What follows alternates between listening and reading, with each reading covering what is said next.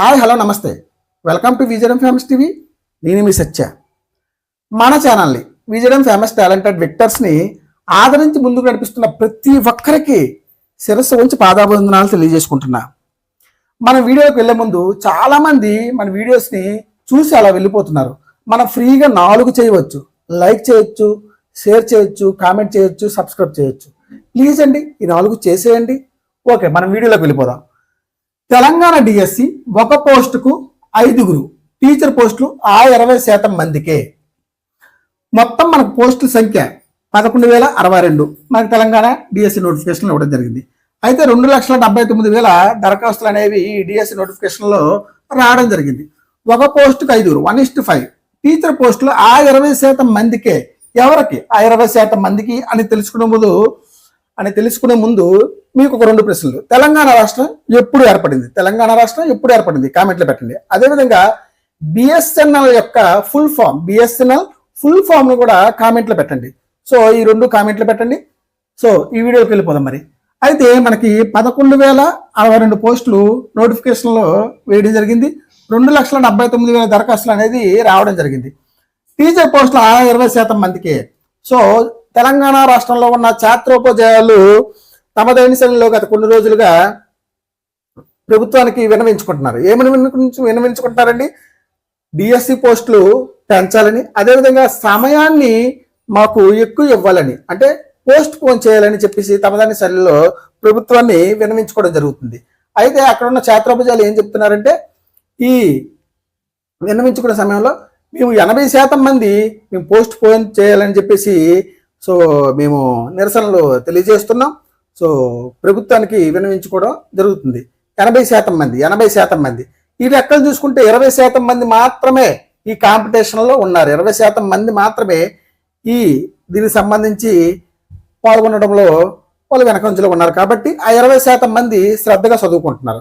ఆ 20% మందికి మాత్రమే ఈ డిఎస్సి పోస్టులకు సంబంధించి 11,062 పోస్టులకు సంబంధించి ఉద్యోగ అవకాశాలు వచ్చే అవకాశం, టీచరు పోస్ట్ కొట్టే అవకాశం ఎక్కువగా 20% మందికి మాత్రమే ఉంది. ఆ 20% మంది అంటే ఎంతమంది? 20% మంది.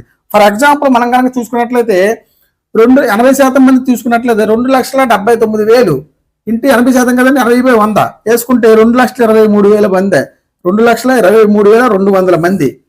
2,23,200 మంది వీళ్ళు మాత్రం పోస్ట్ పోన్ చేయాలని కోరుకుంటున్నారు. ఏంటంటే పోస్ట్ పోన్ చేయాలని ఈ 80% మంది 2,23,200 మంది పోస్ట్ పోన్ చేయాలని ప్రభుత్వం తమ దాని శైలిలో విన్నవించుకుంటున్నారు. 80% మంది ఛాత్రోపాధ్యాయులు చెప్తున్నారు, మేము 80% మంది పోస్ట్ పోన్ చేయాలని కోరుకుంటున్నాం, మేము రోడ్ల మీదకి వచ్చామని చెప్పేసి. అదేవిధంగా 20% మంది అంటే 2,79,000 ఇంటూ 20% మంది 20/100 ఎంత అవుతుందంటే 55,800 మంది. అంటే వీళ్ళు 20% అండి. ఈ 20% చక్కగా నోటిఫికేషన్ పడినప్పటి నుంచి గత 2 సంవత్సరాలుగా వీళ్ళు చదువుకుంటూ ఉన్నారు.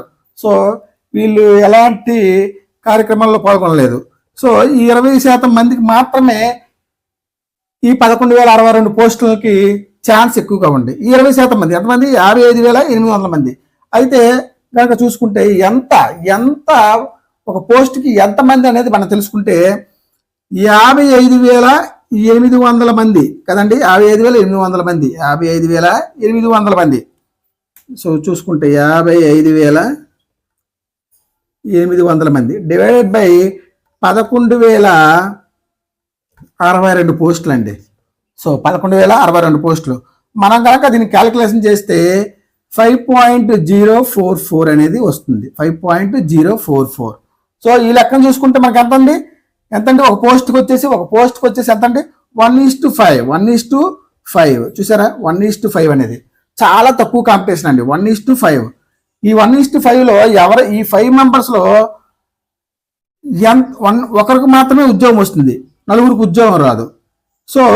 ఆ ఒక్కరు ఎలా ఉండాలంటే, ఆ ఒక్కరు కూడా ఇప్పుడున్న సిబిటి ఎగ్జామ్ కాబట్టి మౌస్ని ఉపయోగించడంలో చాలా ఫాస్ట్గా ఉండాలండి. ఈ మౌస్ చూసుకోండి. ఈ మౌస్ని కనుక ఎవరైతే అట్ ది సేమ్ టైం ఈ 5 మెంబర్స్ ఒక పోస్ట్ 5 మెంబర్స్ పోటీ పడుతున్నప్పుడు ఈ 5 బాగా చదువుతున్నారు. కాకపోతే ఇప్పుడున్న ఆన్లైన్ ఎగ్జామ్లో మౌస్ను ఉపయోగించడం అనేది చాలా కీలకం. మౌస్ని ఎప్పుడు ఎక్కువగా మనం ఏంటంటే నెక్స్ట్ కావాలన్నా ప్రివ్యూ కావాలన్నా ఎడం చేతి వైపు ఉన్న ఇది చూడండి, ఎడం చేతి రెండు వైపులు ఉంటాయి. సో ఎడం చేతి వైపు ఉన్న బటన్ మనం ఎక్కువగా ఉపయోగిస్తాం. సో పేపర్ మూవ్ అవ్వడానికి ఈ స్క్రోలింగ్ బటన్ ఇక్కడ ఉంటుంది. సో దీన్ని మూవ్ చేసుకుంటారు. ఎవరైతే బాగా ఆన్లైన్ ఎగ్జామ్స్లో ప్రాక్టీస్ చేయగలుగుతారో వాళ్ళకి ఈజీగా ఉంటుంది. మనం ఎంత చదివినా సరే మనం అక్కడికి వెళ్ళాక పేపర్ కనుక అటెంప్ట్ చేసే విషయంలో మనం వెనకజులో ఉంటే మాత్రం మనం ఏంటంటే ఉద్యోగ అవకాశాన్ని కోల్పోవాల్సి వస్తుంది. అదేవిధంగా ఈ కాంపిటీషన్ యుగంలో చాలామంది ఏంటంటే క్వశ్చన్స్ని మేమన్నీ అటెంప్ట్ చేసాము, ప్రతి ప్రశ్న రైటే అనుకుంటారు ఈ 5గురు. కాకపోతే ఏంటంటే తర్వాత పేపర్ని బయటకు వచ్చాక, ఎగ్జామ్ నుంచి బయటకు వచ్చాక పేపర్ కీ అనేది చూసుకునేటప్పుడు ఏమవుతుందంటే ఒక ప్రశ్న ఉంటుంది అన్నమాట, చివరిన ఉంటుంది, చివరిన కానిది ఏది, కానిది అది చదవరండి, అక్కడ ఏముందో పెట్టుకోండి. ఆ కానిది అనే దగ్గరే మనం ఫెయిల్ అయిపోవడానికి ఆస్కారం. అందుకనే ప్రతి ప్రశ్న చివరి వరకు చదవండి, చివరి వరకు. కానిది కానిది ఇలాంటి ప్రశ్నలు ఎక్కువగా తగిలేటప్పుడు ఓవర్ కాన్ఫిడెన్స్లో మనం ఆ చివరిది వదిలేయడం జరుగుతుంది. ఆ విధంగా మనము 5-6 క్వశ్చన్లు కోల్పోవాల్సి వస్తుంది. ఎనీవే ఏదేమైనా కాంపిటీషన్ అనేది తెలంగాణ రాష్ట్రంలో ఈ డిఎస్సికి మాత్రం చాలా తక్కువ, 1:5 అండి, 1:5.